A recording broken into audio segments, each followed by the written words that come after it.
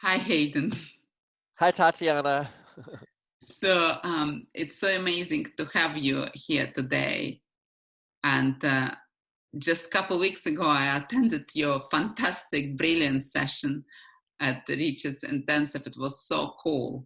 And you're such a man of weirdness and living into it Yeah. and being so alive with it and teaching others how to do it so that they create real impact. So I was really inspired by what you shared, and you're such a fabulous coach, and hence I'm so excited to have you here today. Yes. Thank you. So so so, so this conversation is called controversial conversation, and I'm sure, and I know you're a master of controversies. So what I wanted to find out from you, what is your outlook on paradox? Hmm. How do you see the paradox right now where you are right now in your life and work? Yeah. Thank you. That is a great question, Tatiana. We are all a paradox. I think we are all walking contradictions.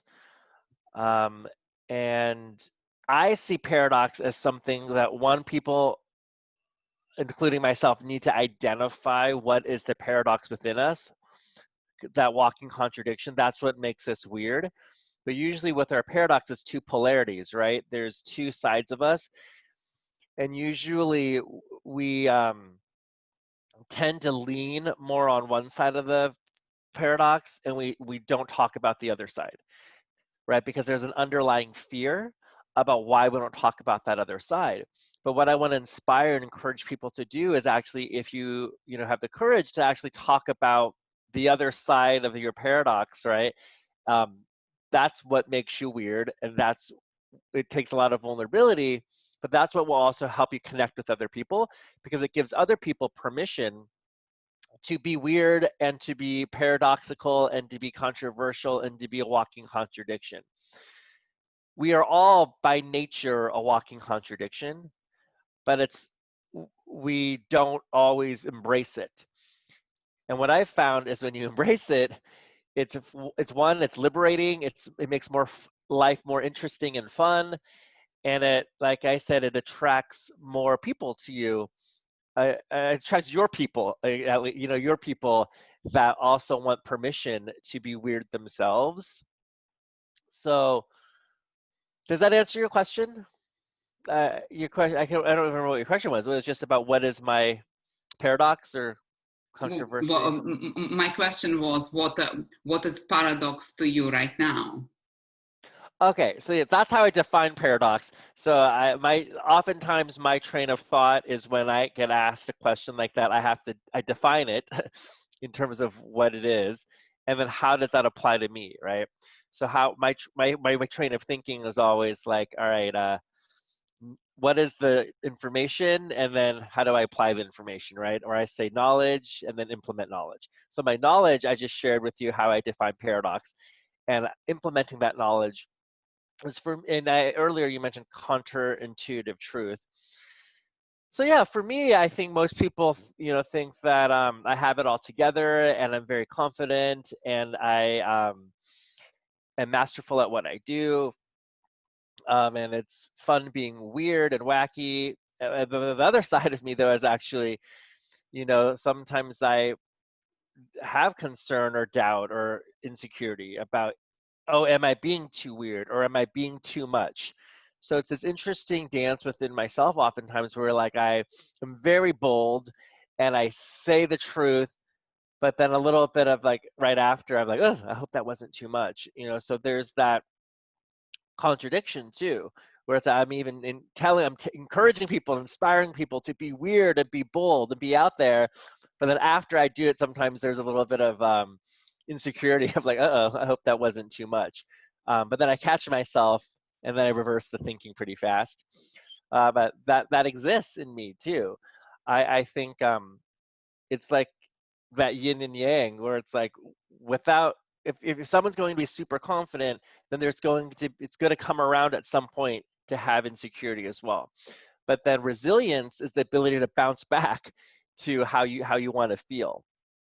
So that's one thing that is paradox in me, is that I don't always just I'm confident as a person, but that doesn't mean I don't have limiting beliefs. That doesn't mean I don't have doubt. I do as well.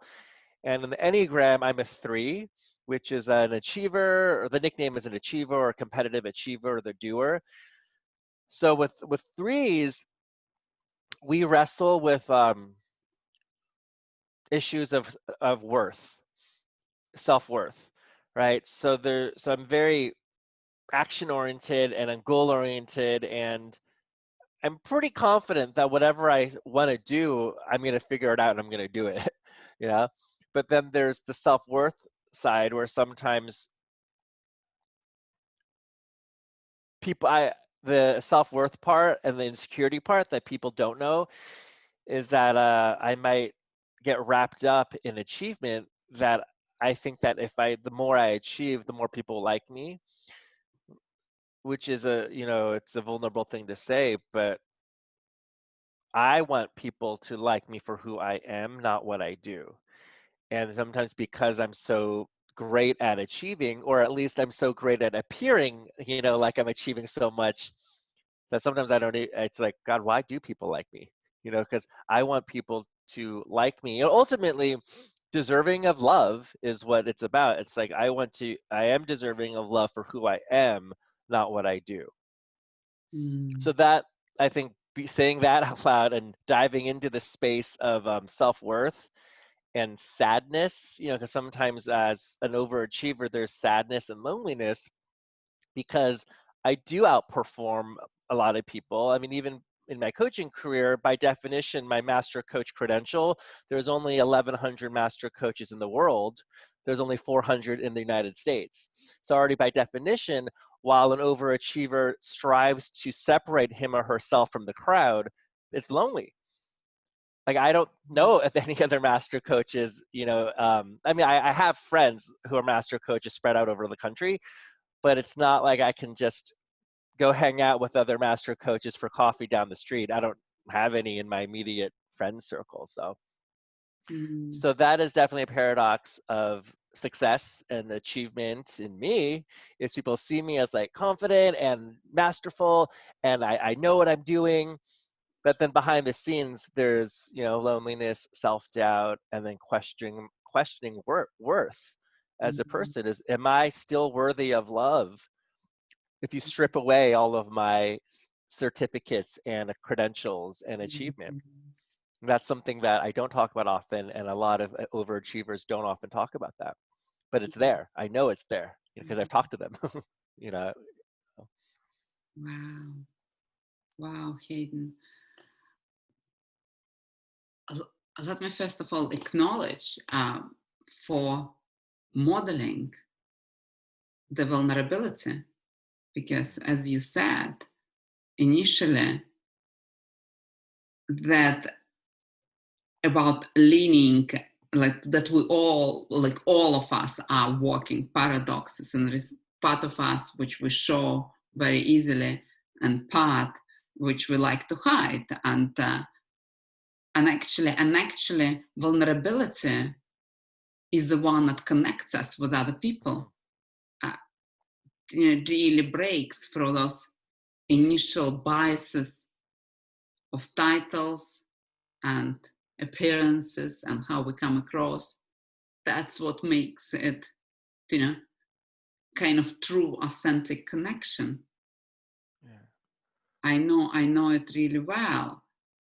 And then you demonstrated it, how it happens for you.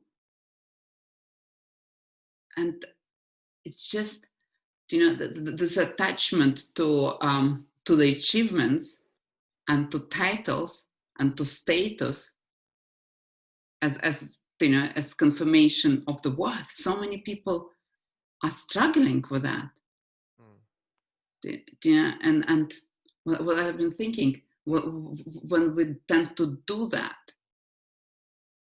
what do we give away to keep the status, or to keep, or to keep those achievements, on daily basis?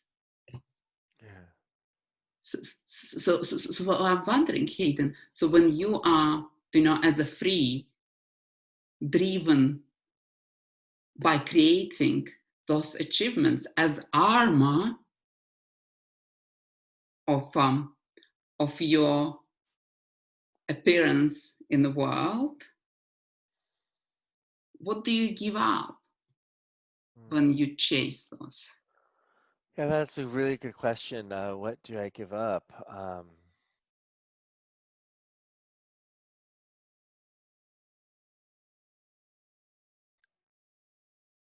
mean, the first thing that comes to mind is, deeper connections with people, deeper deeper friendships, deeper conversations with friends and family, because it's very easy to. I'm really good at being productive. I'm really good at being busy, and also as an overachiever, oftentimes like I don't like to think about my feelings very much. So it's easy to get distracted by, all right, well, I'm going to create something, I'm going to be productive, I'm going to create a program, I'm going to make money, because that's like really, really good at that, right? And then when you're asking, what are you giving up? It's a great question, because everything that we choose to focus on, it's, you're not focusing on something else, right? Um, so yeah, I think I'm giving up, like slowing down to just have a deeper connection with people, because I often get like antsy and impatient when things are slow, because I want things to move fast and I want to focus on doing stuff. I am good at being, in the sense of like, I'm good at being in terms of reflecting myself, like who do I want to be. But I think the relationships with other people, I think might be some. It's not that I don't give them up, but I think there might be. It's not my focus. Like my default focus is doing, creating, and working, and I think sometimes it's at the expense of just getting real conversations and deeper conversations with people. Mm. And yet you're so good at having deeper conversations with people. Well, there's another paradox, right? I mean, there's another walking contradiction in us, is that I'm a masterful coach who's able to have deep, powerful conversations. I have had deep, powerful conversations with thousands of people. But the paradox is outside of the coaching world, I don't have very many powerful conversations with people in my life. So isn't that an interesting contradiction? It is Like, yeah, fascinating, Hayden, yeah, contradiction. yeah. Like it's actually, I've never even had that insight to be able to say that out loud. Is I'm skilled and trained and have thousands and thousands of hours of experience of having vulnerable, powerful conversations. But it's much easier to do so with a client or with a new friend or even with a somewhat stranger than it is with someone actually in my life. Yeah, it's fascinating. So I have the possibility and skill set to do so, obviously, but there's a lot more ease to do that in a setting, like a professional setting, than in a personal setting. Interesting. Do you know what comes to mind to me is Yeah. permission. I'm just wondering, is professional setting giving you permission to have those deep conversations? Well, I would say yes. I mean, because in these conversations, in the professional setting, I mean, I'm seen as a subject matter expert on these conversations. But then in real life, right, people don't, they just see me as, I'm just Hayden, right? In real life, I'm just Hayden. They don't see me as like the master certified coach. They don't see me as the expert on coaching.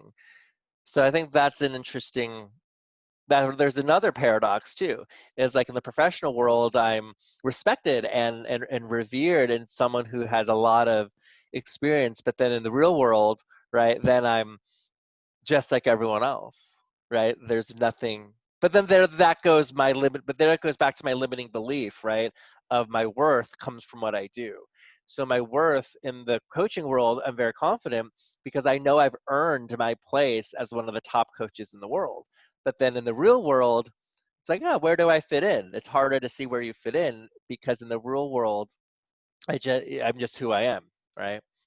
So is it interesting that in there it's easier to have status in a professional setting, but then in life, there it's not really about status, right?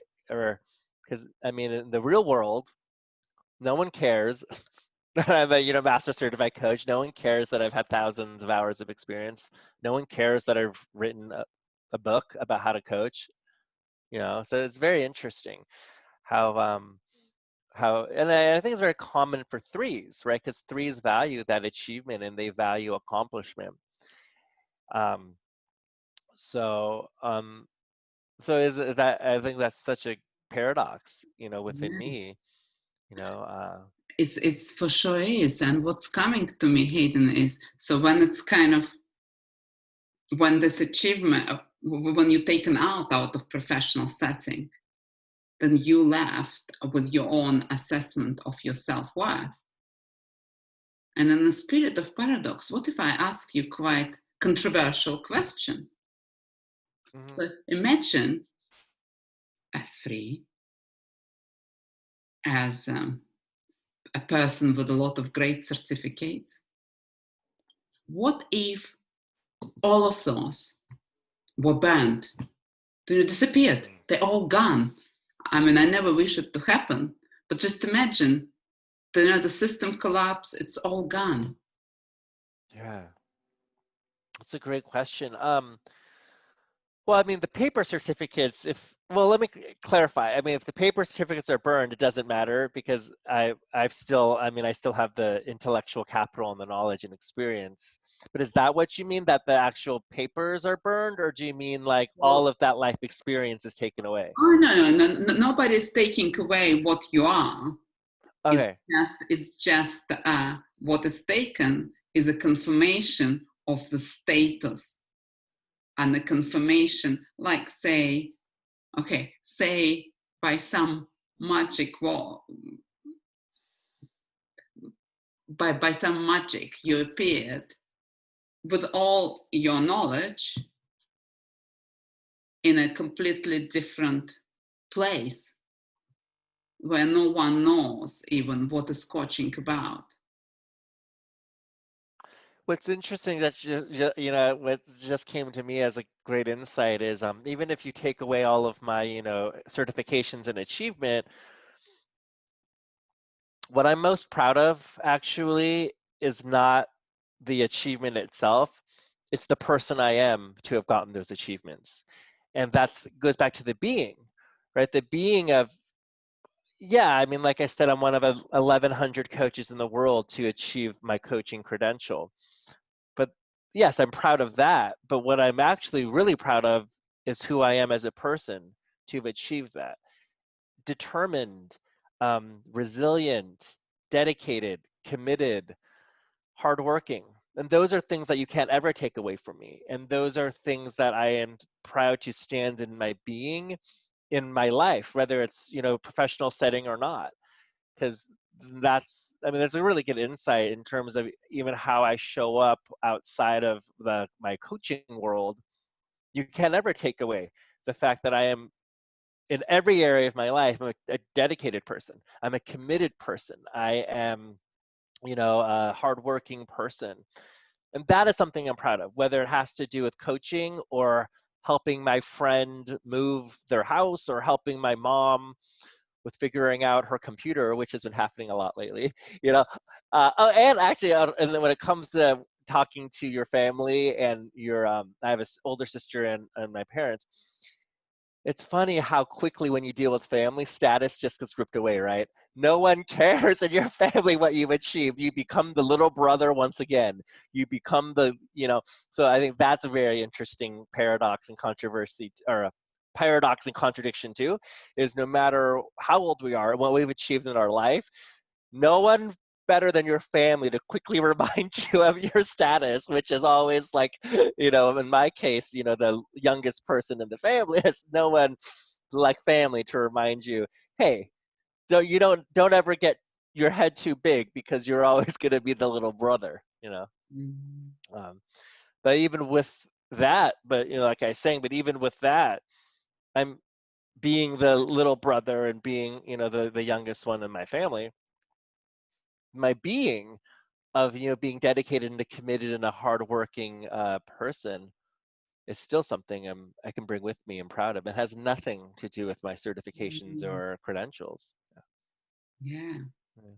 exactly. And actually this is how we move from doing to being, Yeah. which actually is one of the biggest paradoxes in itself.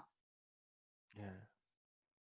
Yeah. I think, and it's interesting. I was just thinking yesterday or the day before, I wanted to like post something on Facebook. It's a quote that I made up. Something along the lines of, something like don't be inspired by the achievements people do, but be inspired by the person they had to become to achieve those. Something along those lines. And isn't it funny how oftentimes the messages we say to other people are the messages we need to hear from ourselves? So it's always right there. It's like, it's maybe I need to remind myself that everything that I've achieved, I'm proud of, but it's not the achievement itself that matters. It's who I am as a person to make those happen. The qualities that I exemplify. So I think it's really cool, and actually even getting some insights on how I share with people who I am, like in my bio. Like I've been working on my bio. I like to, there's the resume self, right?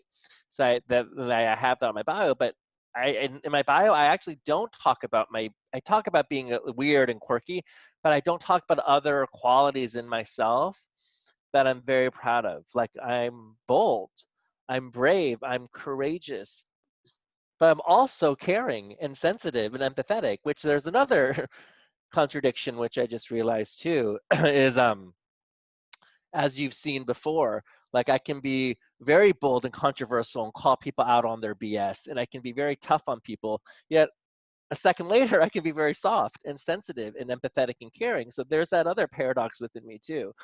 When I work with people, like, and I'm that same way in life though. Like I can be very intense and at the same time very calm, and to be able to, and I just realized too, like I think that's a skill set actually, to be able to really turn up the flame and then turn down the flame with more heart and love. So there's another paradox in me too, is I'm just full of paradoxes. I'm able to, yeah, that's really cool. I'm very proud of that skill actually, that I'm able to bring people on this journey to be able to push their buttons, make them mad and irritated at me, and at the same time have them feel deeply moved and sensitive and cared for. Yeah. Mm. Yeah, it is a hugely powerful skill for sure, to turn flame up and down. And there are no achievements in terms of paper or certifications can define it, right? Yeah, I think that's just well, it's intuition, right? And it's just connection with people. And that's something that I feel like part of my being is, yeah, because you're right. You can't, how you make people feel is not something you can achieve. It's not something you can go to school and study, like, okay, I'm going to major in how I make people feel. But I think if people and well, when coaches are able to really hone that intuitive skill set of being able to connect with people and have them feel a certain way, I think that's a great skill. But in general, and if that emotional regulation skill, emotional resilience, or emotional intelligence. But I think in general, if people were able to have that empathy skill, like in the world would be such a better place. Yes. And I'm wondering, what if you let your high achieving striving free to hide sometimes behind and let this intuitive caring Hayden to drive the course sometimes? What do you think? How do you think it could impact your own self-worth? Well, in my coaching, I do. In the professional setting, I do have that skill set to be able to Yeah. switch drivers, like you say. But in real life, yeah, I mean,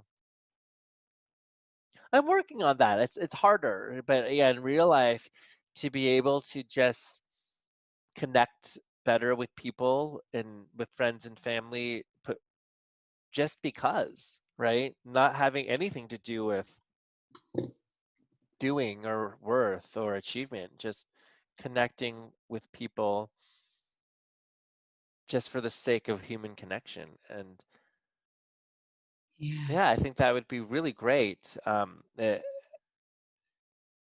It's just what comes up for me though is, this nagging feeling of, but there's so much to do, right? I always have stuff to do. So that's just my inner work to know that at the end of the day, at the end of our life, it's the relationships and connections that you've made with people that you're going to remember. That, I'm not going to, really, when I'm like at the end of my life, it doesn't matter about my credentials, right? It's about the relationships that I created with people, right? Yeah, that's true. And also, I'm wondering how you mastering that part of relationship in your wider life, and also sometimes doing less, not rather going through all the lists on your long lists. How would it impact actually your business?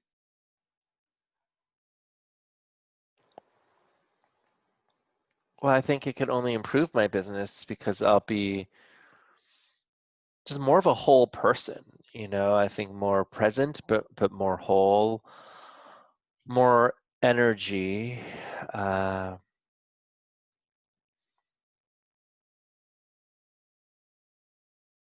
mean, I imagine it'll be even a deeper level of connection with people, with clients and professional colleagues. And yet your energy right now just dropped. So Well, I think it just dropped because I'm thinking about how busy my week is. Like, I have, I mean, since our intensive, well, not even since our intensive, in the last month, I've been on Zoom calls from, 8 a.m. till 6 p.m., like every day. And so that's, I think, why my energy dropped is, when I'm thinking, I was just, before we hopped on our call, I was looking at my calendar and I'm like, man, I need to like block out days not to have meetings. Um, but the irony is, once again, the paradox is, I think, sometimes just taking time for myself, or just taking time to just connect with people in my outer, my outside life, as you called it, my broader life, just for the sake of connecting with them, will reinvigorate me in my work. So it's like sometimes the less meetings, the more productive I could actually be. And you know what, Hayden? What comes to me as one of the last point is, and tell me what you think. Actually, it doesn't take it doesn't take courage for you to fill up your day with all those meetings. That's what you have been doing. That's what you're really good at. What Yeah. actually would take courage for you to do?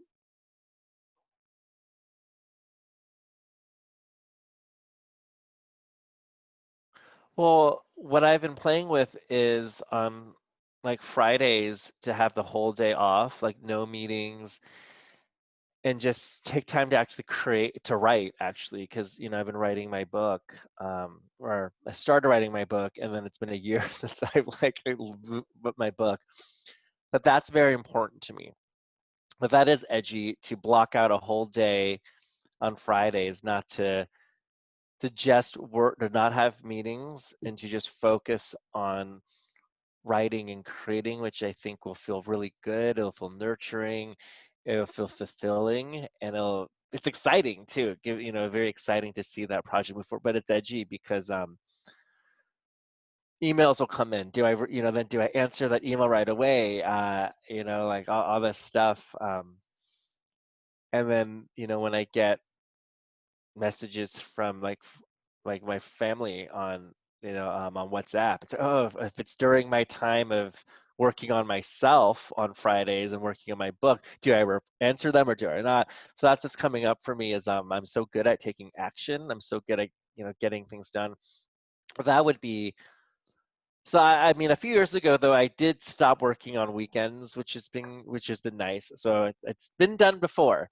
So then yeah, I'm just curious what what that will take, but yeah, to seriously consider just blocking out Fridays all day, no meetings, nothing but my book, working on my book, and just I think. But now that I'm thinking about it, I think it'll be exciting. It'll be a relaxing day. I mean, I will be working that day, but it's a different type of work, right? Hopping from Zoom meeting to Zoom meeting is a different feeling than taking a whole day to create um, uninterrupted. And I know this too. I'm working with my neuroscientists.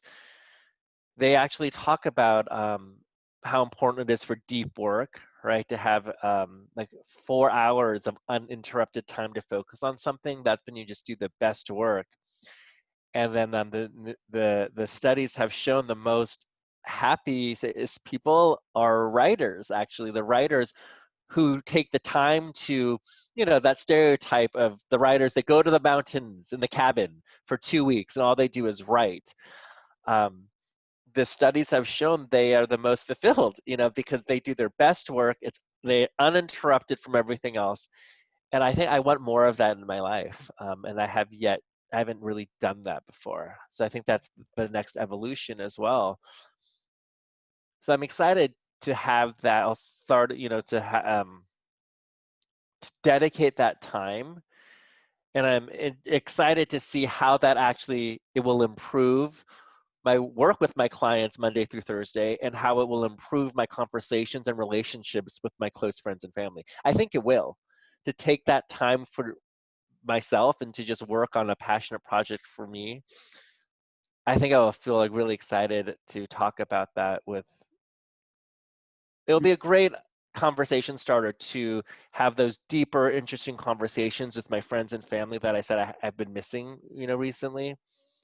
And I think it's only going to deepen my work with Mm, my clients. yeah, So yeah. yeah, I think that's just great.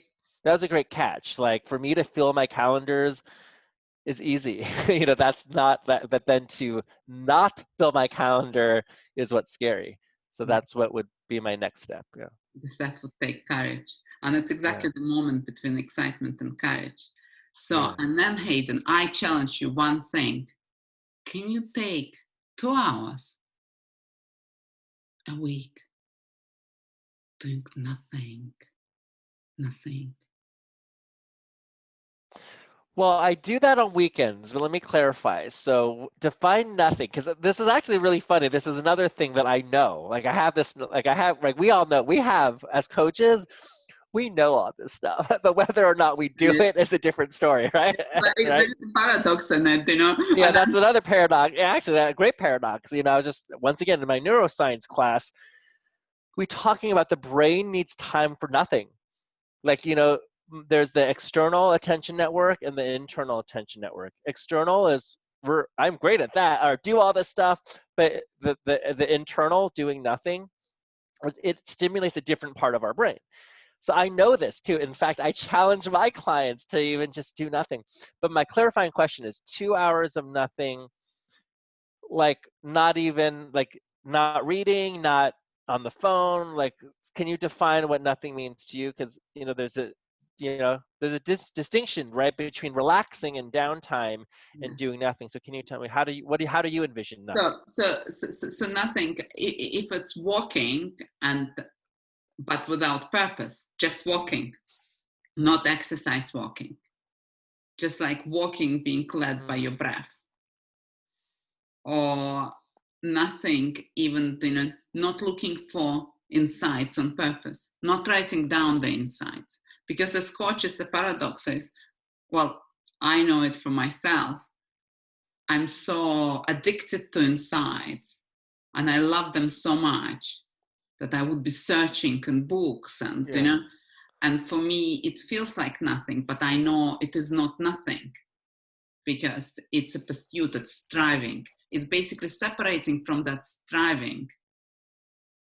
Like, yes, reading the book, I don't know, some absolutely silly fiction, if that's, but not looking for insights. That's what it is. Because you are master of insights, and I think it's like, I think nothing is very individual for each individual person. And because your life is defined by seeing insights, creating insights, and creating spaces to deliver insights, so that's probably the thing that needs to be disconnected. Yeah, I think I understand what you're saying completely, because we were, and like I said, in my neuroscience course, we were just talking about this, how you need to make time to do nothing without, like, for the sake of nothing, right? Not the purpose of, because even meditation is not doing nothing. Meditation has a purpose. So I like this idea of like taking a long walk and just letting your mind wander, like just whatever happens, happens, right? Without purpose, because that's when aha moments actually happen. So that, you know, or driving in the car, like, and just letting your mind wander, or aha moments happen when you don't try to have an aha moment. And as someone who's success driven, it's so funny because it's like, all right, time to have an aha moment, right? But that's not how aha moments happen. You can't manufacture an aha moment. So yeah, that's a great insight that you had, that as someone who is so good at insights, I have to make time to not care or worry about anything, just doing nothing. And probably insights will come, but then they will come if I don't even have attachment to the outcome of having any insights. It's this irony of aha moments come when you least expect it or want it or even think about it. So, Hayden, I know we can be speaking for hours. yeah. I really enjoyed it. Thank you so much. So that's, you definitely a man of paradoxes and controversies and insights. Yeah, thank you so much for bringing that out in me. I had some new insights definitely on some more paradoxes and contradictions in myself. So I'm excited to embrace those. Yeah.